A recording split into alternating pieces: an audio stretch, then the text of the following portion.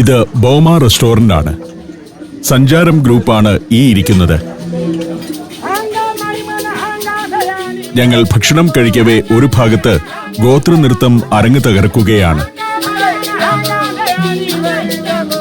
Traditional സംഗീതോപകരണങ്ങളൊക്കെയായിട്ടാണ് പരിപാടി. അപ്പുറം buffet ടേബിളിൽ ഈ നാട്ടിലെ മിക്ക വന്യജീവികളെയും വറുത്തും പൊരിച്ചും ചുട്ടുമൊക്കെ വെച്ചിട്ടുണ്ട്. ഞാൻ ഇടയ്ക്ക് പോയി കുറച്ച് ഭക്ഷണം കഴിക്കുമെങ്കിലും കൂടുതൽ സമയം ചിത്രീകരണത്തിനായി മാറ്റിവെച്ചിരിക്കുകയാണ്. എന്റെ സുഹൃത്തുക്കൾ പലയിടങ്ങളിലിരുന്ന് ഈ പരിപാടി കാണുകയും ഭക്ഷണം കഴിക്കുകയും ചെയ്യുന്നുണ്ട്. വിഭവസമൃദ്ധമാണ് ഡിന്നർ. ആദ്യമൊരു ആവേശമുണ്ടാകുമെങ്കിലും കുറെ ഭക്ഷണം കഴിക്കുമ്പോഴേക്കും നമ്മൾ മടുക്കും. പല വിഭവങ്ങളോടും നീതി പുലർത്താനാവില്ല. കമ്പിൽ കോർത്ത് ഗ്രില്ല് ചെയ്തുകൊണ്ടിരുന്ന വിഭവങ്ങൾ പലതും തീർന്നിരിക്കുന്നു. കാട്ടുപന്നി, മാൻ, കുടു തുടങ്ങി പലതരം കാട്ടുമൃഗങ്ങൾ, പിന്നെ മുതല, ഇതെല്ലാം വിഭവങ്ങളാണ്. മൊപ്പാനെ എന്ന ഒരുതരം പുഴുവിനെ കറിവെച്ചതാണ് മറ്റൊരു വിഭവം. അതാണ് ഈ സ്ത്രീ കഴിക്കുന്നത്. ഗോണീംബ്രാസിയ ബെലീന എന്ന ചിത്രശലഭത്തിന്റെ പുഴുവാണ് മൊപ്പാനെ വേം. ഇത് ഞങ്ങളുടെ സംഘത്തിലുള്ളയാളാണ്. മൊപ്പാനയൊക്കെ കഴിച്ച് രസിച്ചങ്ങനെ നിൽക്കുന്നു. സ്ത്രീകളും പുരുഷന്മാരുമൊക്കെ ബുഫേ വിളമ്പുന്നുണ്ട്. ഇവിടുത്തെ പാത്രങ്ങൾക്ക് പോലുമുണ്ട് ഒരു ട്രഡീഷണൽ ചായ. മാംസം തന്നെയാണ് കൂടുതലും. പിന്നെ ഒരു നീളൻ മേശയിൽ മുഴുവൻ ഡെസേർട്സ് ആണ് നിരത്തി വെച്ചിരിക്കുന്നത്. നൃത്തം തുടർന്നുകൊണ്ടേയിരിക്കുന്നു. ഇവരുടെ വേഷം, കാലിൽ കെട്ടിവെച്ച കിലുക്കുകൾ, സംഗീതോപകരണങ്ങൾ, തലയിലെ അലങ്കാരങ്ങൾ എന്നിവയെല്ലാം പ്രത്യേകതയുള്ളതാണ്.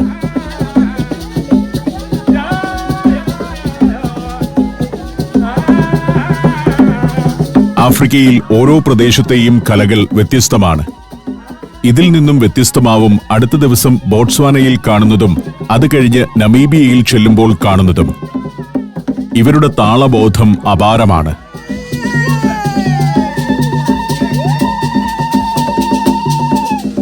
പുല്ലുമേഞ്ഞ വമ്പൻ ഹാളിനുള്ളിൽ എല്ലാവരും അങ്ങനെയിരിക്കുന്നു. ഭക്ഷണം കഴിക്കൽ ഏതാണ്ട് അവസാന ഘട്ടത്തിലേക്ക് എത്തിയിട്ടുണ്ട്. ശരിക്കുമുള്ള കലാപരിപാടി ഇപ്പോഴും തുടങ്ങിയിട്ടില്ല. ആഫ്രിക്കൻ ഡ്രംസ് പ്രകടനമാണ് പ്രധാന പരിപാടി. അപ്പോഴേക്കും ഒരു ഭാഗത്ത് ഡ്രം ബീറ്റ്സ് തുടങ്ങാനുള്ള ഒരുക്കങ്ങളായി. 7-8 കലാകാരന്മാരുടെ ഒരു സംഘമാണ് ആഫ്രിക്കൻ ഡ്രംസിൽ വിസ്മയം തീർക്കുന്നത്.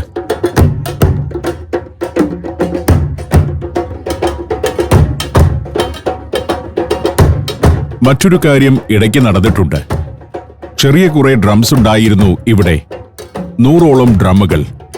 അത് ഇവർ എല്ലാ മേശകളുടെയും അടുത്ത് എത്തിച്ചു കൊടുത്തിരിക്കുന്നു. കുറച്ചു കഴിയുമ്പോൾ ആ ഡ്രം കൊട്ടാൻ നമ്മളെ പഠിപ്പിക്കും.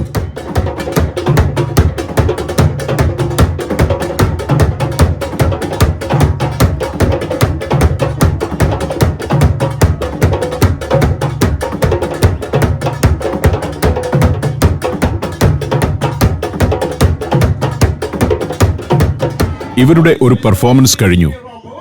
പിന്നെ ആളുകൾക്ക് നിർദ്ദേശങ്ങൾ കൊടുത്തു തുടങ്ങി. ഇനി കാണികളെ കൊണ്ട് കൊട്ടിക്കലാണ്. ചുറ്റുമിരിക്കുന്ന ആളുകളെ നോക്കിയാൽ കാണാം അവരുടെ പക്കലെല്ലാം ഡ്രംസ് എത്തിക്കഴിഞ്ഞു. ആദ്യം കുറച്ചുനേരം വെറുതെ കൊട്ടിക്കും, പിന്നെ താളത്തിൽ കൊട്ടിക്കും, തുടർന്ന് വേഗത്തിലും കൊട്ടിക്കും.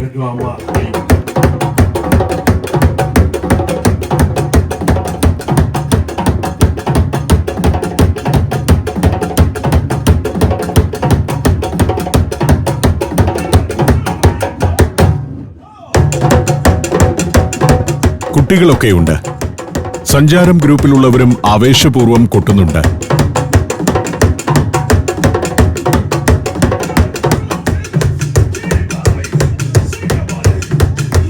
ഡ്രം കൊട്ടാത്തവർ ശരീരമനക്കി ഒരു നൃത്തമൂടിലാണ്.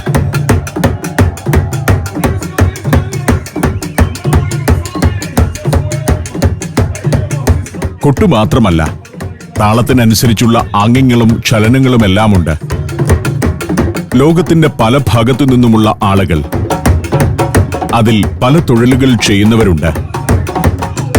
പ്രതിഭാശാലികളും പണ്ഡിതരുമൊക്കെയുണ്ട്. ഇന്നുവരെ കണ്ടിട്ടില്ലാത്ത അവരെയെല്ലാം സ്വന്തം താളത്തിനനുസരിച്ച് കുട്ടിക്കുന്ന കലാകാരന്മാരുടെ ഇച്ഛാശക്തി അപാരം തന്നെ. വലിയ ആത്മവിശ്വാസത്തിന്റെ പ്രകടനം കൂടിയാണിത്. സദസ്സിൽ ശാസ്ത്രജ്ഞന്മാരുണ്ടാവും, രാഷ്ട്രീയക്കാരുണ്ടാവും, സമ്പന്നരായ ബിസിനസ്സുകാരുണ്ടാകും, കൊച്ചുകുട്ടികളും മുതിർന്നവരുമെല്ലാമുണ്ട്. ഇവരെയെല്ലാം ആഫ്രിക്കൻ ചെണ്ടകൊട്ട് പഠിപ്പിക്കുകയാണ്. നമ്മുടെ സംഘത്തിലെ കുറച്ചു പേരൊക്കെയേ കൊട്ടുന്നുള്ളൂ.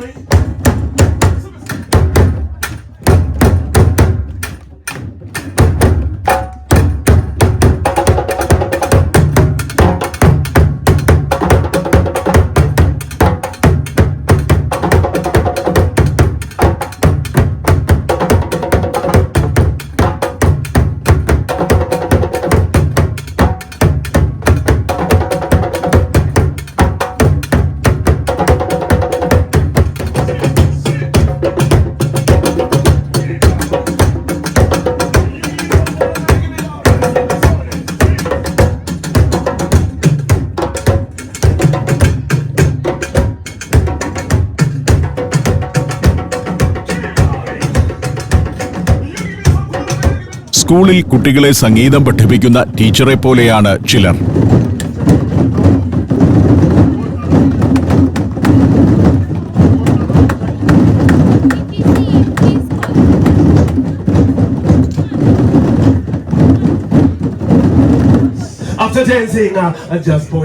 കൊട്ട് ഏതാണ്ട് അവസാനിച്ചപ്പോഴേക്കും ആളുകളെയെല്ലാം വിളിച്ച് വട്ടത്തിൽ നിർത്തി. ഇനി പഠിപ്പിക്കാൻ പോകുന്നത് നൃത്തച്ചുവടുകളാണ്. ഗോത്രശൈലിയിൽ തോളിലൂടെ മുണ്ടുകിട്ടി നിൽക്കുന്നതെല്ലാം ടൂറിസ്റ്റുകളാണ്. ഇവിടേക്ക് കയറി വരുമ്പോൾ തന്നെ ആ ഏത്താപ്പ് കെട്ടിച്ചിരുന്നു. കുറെ പേർ നൃത്തം തുടങ്ങിക്കഴിഞ്ഞു. ഇവരുടെ ആസുരതാളവും പാട്ടും കൈകൊട്ടുമെല്ലാം നൃത്തത്തിന് ആവേശം പകരുന്നുണ്ട്. കഴിച്ച ഭക്ഷണമെല്ലാം ഇവിടെ നിന്ന് തന്നെ ദഹിച്ചിട്ടേ ആളുകൾ വീട്ടിൽ പോവുകയുള്ളൂ എന്ന് തോന്നും. പാശ്ചാത്യർക്കും മറ്റു നാടുകളിൽ നിന്ന് വരുന്നവർക്കുമൊക്കെ ഒരു പ്രത്യേകതയുണ്ട്. അവർ ഇതിന്റെയൊക്കെ പൂർണ്ണതയിൽ അങ്ങ് ലയിക്കും. കിട്ടുന്ന അവസരമെല്ലാം പരമാവധി ആസ്വദിക്കുന്നതാണ് അവരുടെ രീതി. സമയം ഏതാണ്ട് രാത്രി 10 മണിയായിരിക്കുന്നു. ഭക്ഷണം, സംഗീതം, നൃത്തം, ആഘോഷം ഇതെല്ലാം ഒരു വനത്തിനകത്ത് നടക്കുകയാണ്. സിംബാബ്വേയിലേക്ക് ലോകത്തിന്റെ നാനാഭാഗത്തു നിന്നും ലക്ഷക്കണക്കിന് ആളുകൾ ഒഴുകിയെത്തുന്നത് ഒരു വെള്ളച്ചാട്ടം കാണാൻ മാത്രമല്ല.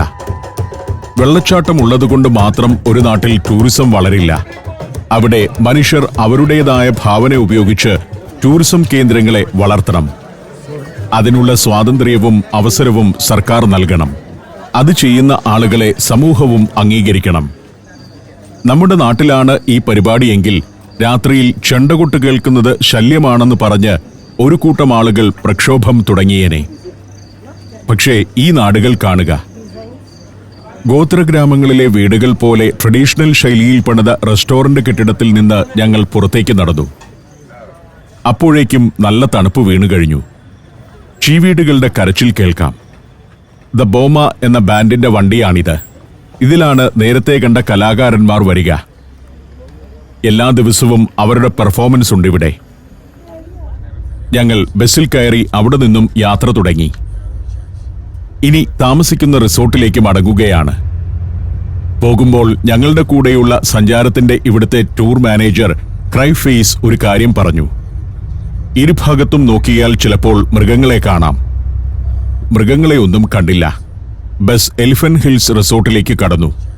ഈ റിസോർട്ടിന്റെ കോമ്പൗണ്ടിൽ ധാരാളം മൃഗങ്ങൾ വരാറുണ്ട്.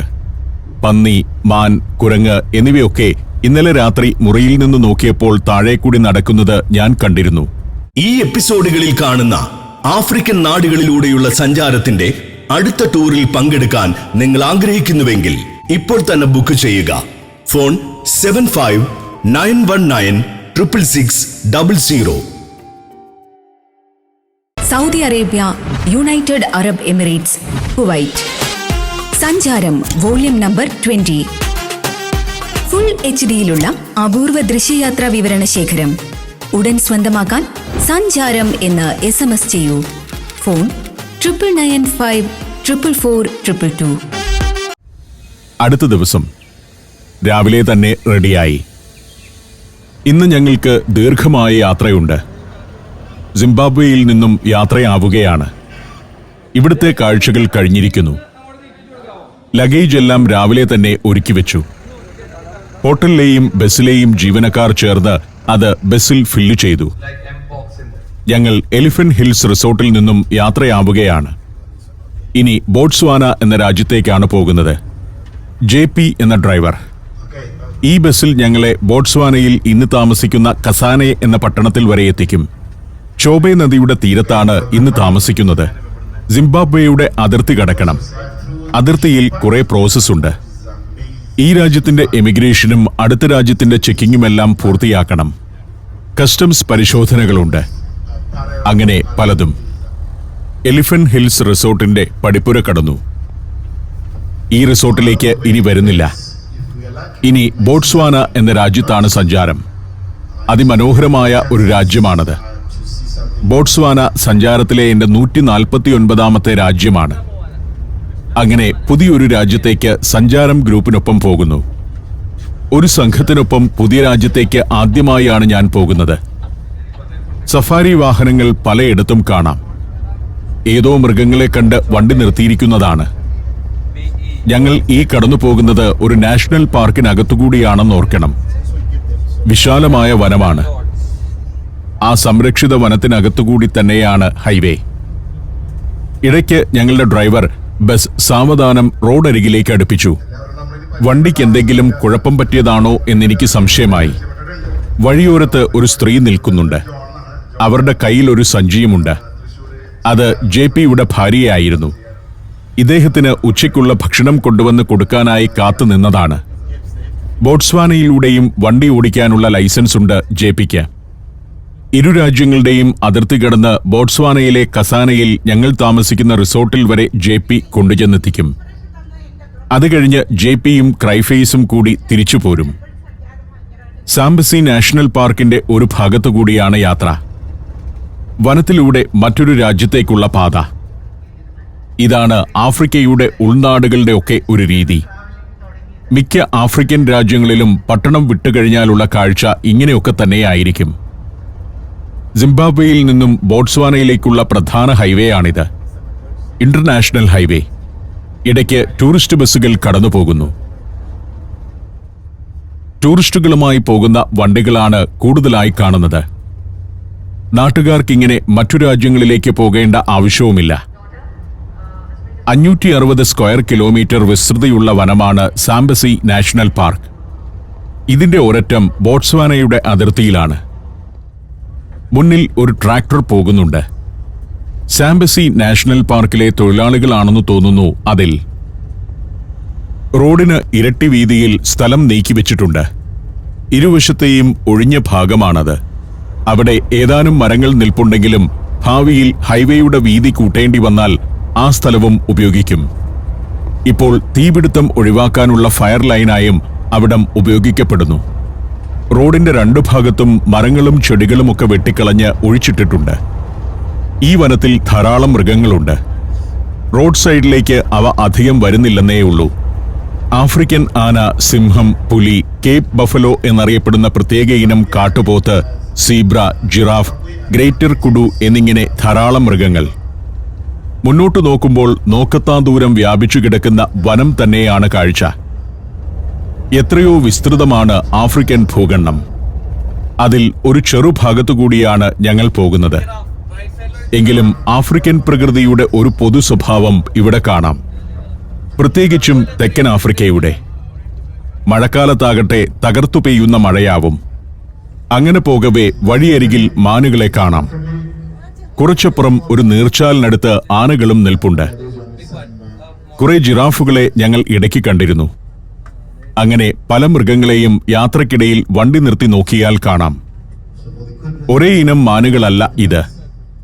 മാൻവർഗത്തിൽപ്പെട്ട വാട്ടർബക്ക്, ഗ്രേറ്റർ കുഡു എന്നിവയൊക്കെ ഓരോ കൂട്ടത്തിലുമുണ്ടാവും. ഇംപാലയാണ് ഈ ചെറിയവർ. അവിടെ നിന്നും യാത്ര തുടർന്നു. ഈ വരുന്നതെല്ലാം ടൂറിസ്റ്റുകളുടെ വാഹനങ്ങളാണ്. ബോട്സ്വാനയിൽ നിന്നും സിംബാബ്വേയിലേക്ക് വരുന്നവരുടെ വണ്ടികൾ. നാഷണൽ പാർക്കിലെ ജോലിക്കാരും വാഹനങ്ങളിൽ കടന്നു പോകുന്നുണ്ട്. ചില ഗോത്രഗ്രാമങ്ങളുമുണ്ട് ഈ വനത്തിനകത്ത്.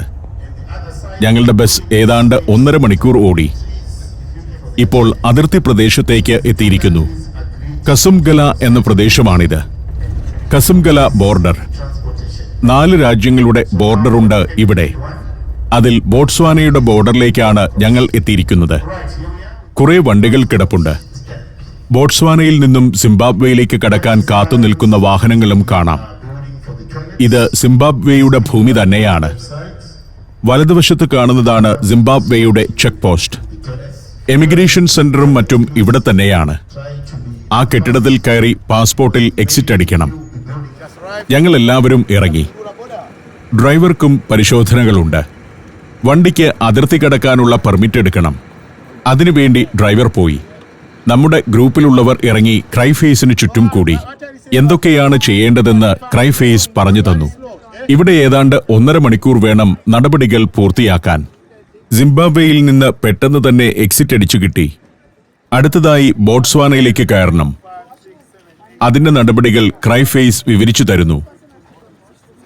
ബോട്സ്വാനയിൽ വിസ ഓൺ അറൈവലുണ്ട്. പക്ഷേ 38 പേരുടെ ഇമിഗ്രേഷൻ പൂർത്തിയാക്കാൻ സമയമെടുക്കും. ഞങ്ങൾ ബോട്സ്വാനയുടെ ചെക്ക് പോസ്റ്റിലേക്ക് നടന്നു.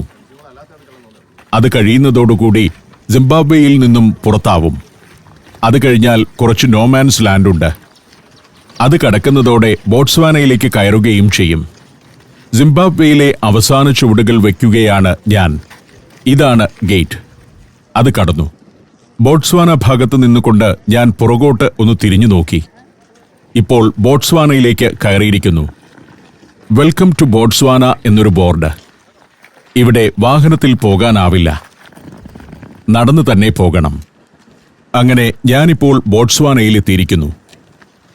ബോട്സ്വാനയിലേക്ക് കടക്കാൻ കുറച്ച് ചിട്ടകളൊക്കെയുണ്ട്.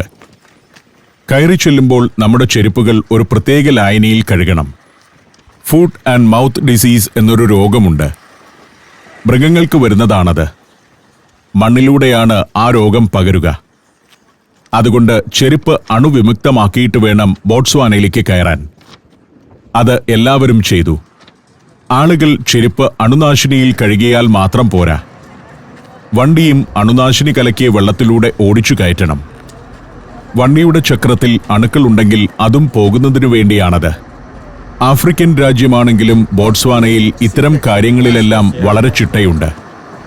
ഞങ്ങളുടെ ബസ്സും അണുവിമുക്തമാക്കി.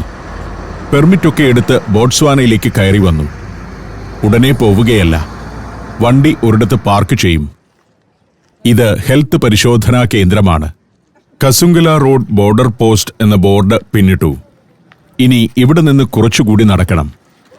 അപ്പോൾ എമിഗ്രേഷൻ സെന്ററിലേക്കെത്തും. സിംബാബ്വേയ്ക്കും ബോട്സ്വാനയ്ക്കും വിസ ഓൺ അറൈവൽ ഫെസിലിറ്റി ഉള്ളത് ടൂറിസത്തിന് സഹായകരമാണ്. അതിർത്തിയിലെ ഓഫീസിൽ പാസ്പോർട്ട് കാണിച്ച് പണവും നൽകിയാൽ വിസ കിട്ടും. സഞ്ചാരത്തിന്റെ ഇവിടുത്തെ പാർട്ട്ണർ കമ്പനി അതെല്ലാം ചെയ്യുന്നുണ്ട്. ഗ്രൂപ്പിലെ കുറച്ചുപേരുടെ വിസ ഓൺലൈനായി നേരത്തെ തന്നെ എടുത്തിട്ടുമുണ്ട്. എല്ലാവരുടെയും വിസ ഓൺലൈനായി എടുത്തിരുന്നില്ല. ഇവിടെ എല്ലാവരും ഓരോ ഫോം പൂരിപ്പിച്ചു നൽകാനുണ്ട്. ഹെൽത്ത് സംബന്ധിച്ചൊക്കെയുള്ള ഡിക്ലറേഷൻ ഫോമാണ്. അതെല്ലാം വാഹനത്തിൽ ഇരുന്നു തന്നെ ഞങ്ങൾ ഫില്ല് ചെയ്തിരുന്നു. ഓരോരുത്തരുടെയും കയ്യിൽ ആ ഫോമും പാസ്പോർട്ടുമൊക്കെയുണ്ട്. പൂരിപ്പിച്ച ആപ്ലിക്കേഷൻ ഓരോ കൗണ്ടറിൽ കൊണ്ടുപോയി കൊടുത്തു. ഇവിടെ നമ്മുടെ പാർട്ട്ണർ കമ്പനിയുടെ ഒരു ഉദ്യോഗസ്ഥനുണ്ട്. അദ്ദേഹം ഓഫീസിൽ കയറി വേണ്ട കാര്യങ്ങളെല്ലാം പെട്ടെന്ന് ചെയ്തു തരും. എങ്കിലും ഏതാണ്ട് 1.5 മണിക്കൂർ സമയം പോകും. അത്രയും പ്രോസസ്സുണ്ട്. രേഖകളൊക്കെ കൊടുത്ത് ഞങ്ങൾ ഇങ്ങനെ പുറത്ത് കാത്തു നിൽക്കുകയാണ്. എല്ലാവരുടെയും പാസ്പോർട്ടിൽ വിസ അടിച്ചു വരണം. സഫാരി വാഹനങ്ങൾ പുറത്തു കാണാം. ഇത്തരം വാഹനങ്ങളിലും ആളുകൾ രാജ്യം കടന്നു പോകുന്നുണ്ട്. കൂടാതെ ബസ്സുകളുണ്ട്. ചില ആളുകൾ ഇവിടെ ഇറങ്ങി മറ്റൊരു ബസ്സിലാണ് ബോട്സ്വാനയിലൂടെ യാത്ര ചെയ്യാൻ പോകുന്നത്. ഞങ്ങൾ ഇങ്ങനെ കാത്തിരിക്കുകയാണ്. വലിയ വെയിലും ചൂടും ഒന്നുമില്ല. ഇളം തണുപ്പുള്ളതുകൊണ്ട് സുഖമാണ്. ചെറിയൊരു കൂട്ടം മരത്തണലിൽ വെടിവെട്ടവുമായി ഇരിക്കുന്നുണ്ട്. ഇവിടെ ടൂറിസ്റ്റുകളെ ഇറക്കിയ ശേഷം സഫാരി വാഹനങ്ങൾ മുൻപോട്ടു പോകുന്നു. വണ്ടിയുടെ പരിശോധനകൾ നേരത്തെ കഴിഞ്ഞതിനാലാണത്. വണ്ടി മുന്നിൽ കൊണ്ടുപോയി ഇട്ടിരിക്കുന്നു. ആ വണ്ടിയിൽ വന്ന ടൂറിസ്റ്റുകൾ ഇനി പരിശോധനകൾ കഴിഞ്ഞു വരണം. ഇട്ടിരിക്കുന്ന ചെരുപ്പ് മാത്രം അണുവിമുക്തമാക്കിയാൽ പോരാ. ബാഗിനകത്ത് സൂക്ഷിച്ച ചെരുപ്പുകളും പുറത്തെടുത്ത് അണുനാശിനിയിൽ കഴുകിയെടുപ്പിക്കുന്നുണ്ട്. ബാഗിനകത്ത് ചെരുപ്പ് വെച്ചിട്ടുള്ളവർ ഉണ്ടെങ്കിൽ അതെടുക്കാൻ ഉദ്യോഗസ്ഥർ പറഞ്ഞു. അതെല്ലാം എടുത്തു. അവരെക്കൊണ്ട് അതിന്റെ അടിഭാഗം അണുനാശിനിയിൽ മുക്കിയ ശേഷമാണ് കൊണ്ടുപോകാൻ അനുവദിക്കുന്നത്. ഞങ്ങളുടെ പരിശോധനയെല്ലാം കഴിഞ്ഞു. എല്ലാവർക്കും വിസ അടിച്ചുകിട്ടി. ഇനി ഞങ്ങൾക്ക് യാത്ര തുടരാം. ബോട്സ്വാന എന്ന പുതിയ രാജ്യത്താണ് ഇപ്പോൾ ഞങ്ങൾ. ഗ്രൂപ്പിലുള്ള എല്ലാവരും ആദ്യമായിട്ടാണ് ബോട്സ്വാനയിൽ വരുന്നത്. സഞ്ചാരത്തിൽ 149ാമത്തെ രാജ്യത്ത് ഞാൻ യാത്ര തുടരുകയാണ്. ഈ യാത്രയിൽ നമീബിയ കൂടി സന്ദർശിക്കുന്നതോടെ ഞാൻ 150 രാജ്യം തികയ്ക്കും.